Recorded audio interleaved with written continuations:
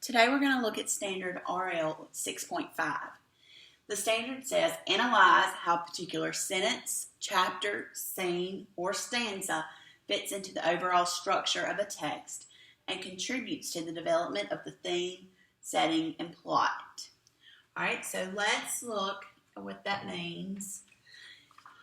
Alright, right here, we know that stories are made up of words and that authors use those words to build sentences and paragraphs. And if it becomes long, then into like chapters in a book. So each one of those things, it helps to develop the setting, the plot, and the theme of a story. So all of that works together to develop the story's structure.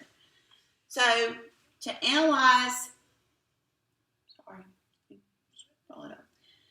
the structure, let's look right here at A Moose Encounter by Lucy Barrett. Think about, as we read, the characters, the setting, and the plot, okay? Jill quietly slipped out of the faded orange tent and into the cool fall air of a Minnesota morning. Though the sun had just begun to rise, she could hear woodland creatures scurrying on the ground. Jill glanced back to make sure her father was still asleep inside. He had told her not to wander around alone. We know wander means to just walk around. But she had to see a moose. They had been making this camping trip for 3 years now, and though this was supposed to be moose territory, they had yet to actually see one. Jill was determined to change that. Moving swiftly, Jill eventually found herself at the river. She decided to wait, hoping that a moose might come and drink. A short time later, Jill saw a brown animal in the distance, and she held her breath as the creature approached. It was a moose calf. Grinning broadly, Jill began walking toward it, but before she could get very far, a giant female moose appeared out of nowhere and came charging toward her. Okay, so let's look at the text.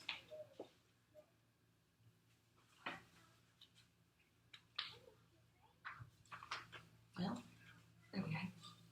All right. So, our characters. We start off with Jill, and then we see her dad. So, that's my two characters, okay? Then, I want to look at my setting. We know that it's fall in Minnesota, and the sun had just begun to rise. Now, that's making an inference. We know it doesn't say morning, but it tells me the sun had just begun to rise. So it's a fall morning in Minnesota. All right. Then we see in paragraph 2 that she's at the river. Okay. So my setting changed from paragraph 1 to 2. Now, if we look at, all right, let's move this up. Let me get rid of this. Okay. What role does each paragraph play in helping to develop the story? Okay. So, this right here, each paragraph plays its own part in telling the story. Reread. We're not going to do that, but you could, if you were working independently, and ask yourself, what does it add to the story? Okay. So, paragraph 1, we know that it establishes the setting of a fall morning in Minnesota. Okay, so how does that help the plot? It starts the story. Jill wants to see a moose so badly that she disobeys her father to see one. Okay, and we see that in the story. So then, let's look at the second paragraph. Okay, so the second paragraph, how does that contribute to the setting? Well, we know that the setting is changed and that she is now at the river. Okay, so how does that help the plot? Well, we know that Jill gets what she wants. Keep in mind, in the first paragraph, she disobeyed her father because she wanted to see the moose. So Jill gets what she wants. She sees She sees the moose calf,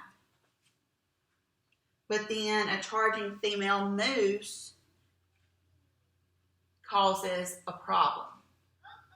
Okay, so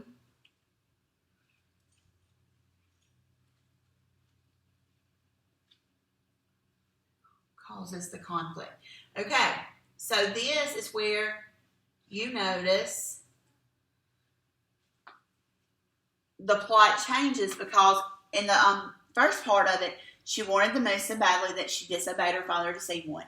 Then we see in paragraph 2, she gets what she wants. She sees the calf, but the female starts charging at her, and that causes the conflict.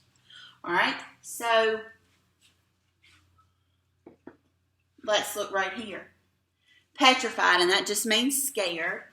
Jill could only stare as the animal galloped closer and closer. She knew the worst place to be was between a mother animal and her young, especially an animal as massive as a moose, and we know that massive just means large. Suddenly, Jill felt herself being yanked out of the moose's path, and she held on tightly as her father pulled her behind some trees to hide from the moose's view. They watched as the mother became distracted by her calf, and Jill sighed in relief. Later, when she finally returned to the safety of the campsite, Jill was full of apologies. I learned my lesson, she vowed to her father. No more moose encounters for me. Okay, vow just means told. Okay, so right here we have paragraph 3, 4, and 5. Okay, so we see how that changes throughout, how each paragraph there's a change. Okay, so we go from the beginning to where she wants to see that moose calf, to her going to find the moose calf, but then finding herself in a conflict, and then being chased by the moose, but then her father rescued her. And at the end, we see where she was very apologetic and tells her dad that she has learned her lesson. All right, so let's look at this last question here. Which statement best describes the role the second paragraph on this page plays in the story's plot? Okay, remember the plot is just the beginning, the middle, and how each part of the story builds on the next. All right, so A, it details the story's turning point. Okay, so that would be after the conflict, when Jill's father scolds her. It presents a new problem that Jill and her father must face. C, it shows that Jill has learned to always listen to her father. Or D, it explains how Jill's father saves her and sets up the resolution. Okay, so A, we know right here that we have the details of the story's turning point come in the first paragraph, when Jill is really scared and she sees the mother moose coming toward her. Also, it never says in the story that Jill's father scolds her. Okay, so we see that she was apologetic.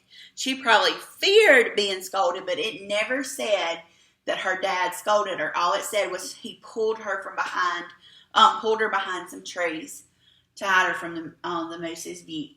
Okay, so A is not going to be the answer, because we do not see anywhere in there that Jill's father scolds her. All right, B, it presents a new problem that Jill and her father must face. Okay, there's no problem evident in the second paragraph. We don't see that at all. All right, then C, the story says that Jill learned to always listen to her father in the third paragraph.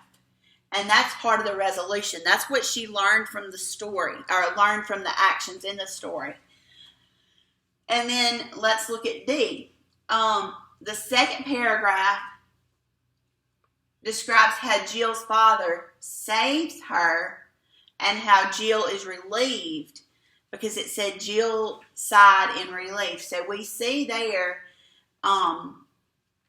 she's relieved that she's not being chased anymore. So that sets it up for this paragraph to show us that she's learned her lesson. So that's how the paragraphs build on each other in a story.